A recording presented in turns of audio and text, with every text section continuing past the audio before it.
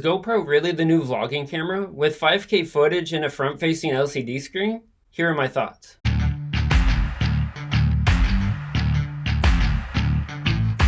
So currently right now I have a GoPro Hero 7 Black. I didn't see a reason to upgrade to a GoPro Hero 8 because the only benefits I saw were the stabilization, and honestly if you look at the comparisons there is not much difference. But when you compare the GoPro Hero 7 to the 9, there is a difference. So the first thing I want to talk about is the 5K footage. Was it really necessary?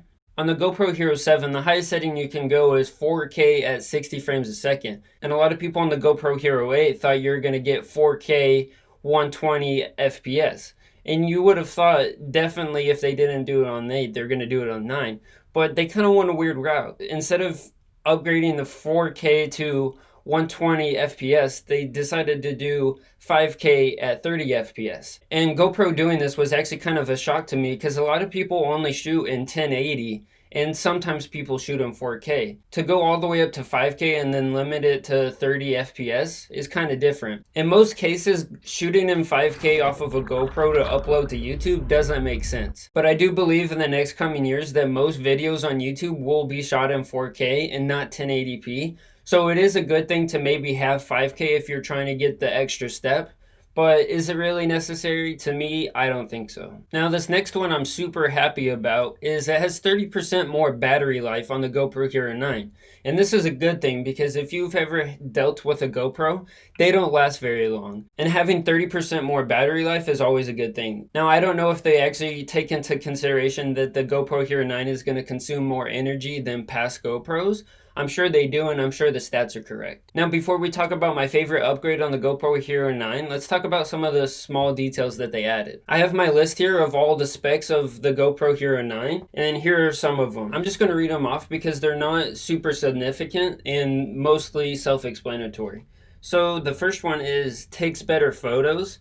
I don't think most people use GoPro to take photos anyway, but it could help some people. Removable lens, that is something I'm very happy about because the GoPro Hero 8 did not have that and made a lot of people worried. And the other thing is Hypersmooth 3.0. GoPro was already at the top of the game. I forgot to mention it's about 2 o'clock right now. All right, let's go.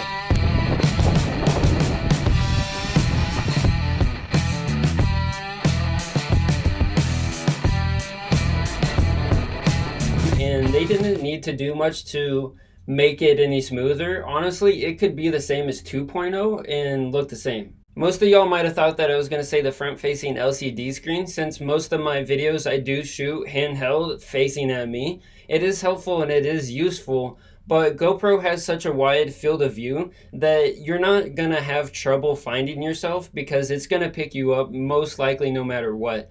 It is helpful though, so I mean, I am happy about it. But the upgrade I'm most excited about is the Horizon Lock. And basically what Horizon Lock is the computer inside of the GoPro analyzes what the foreground is and where the horizon is and keeps it steady. So even when you're moving the GoPro back and forth, it keeps it steady. And it's really crazy. If you watch the GoPro ad for the Hero 9, you can really see what it does. And honestly, I think the Horizon Lock is what makes the 3.0 of the Hypersmooth so much better, because honestly the Hypersmooth probably isn't much different, but with the Horizon Lock it doesn't look like you're doing anything whenever you're moving around and all that. The GoPro stays still, the lens doesn't move, and it's pretty incredible how smooth it actually looks. And I'm super happy about this because, as y'all know, most of my videos are running videos that are handheld, so whenever I need a smooth shot that's handheld, that's definitely going to help and make things look 10 times better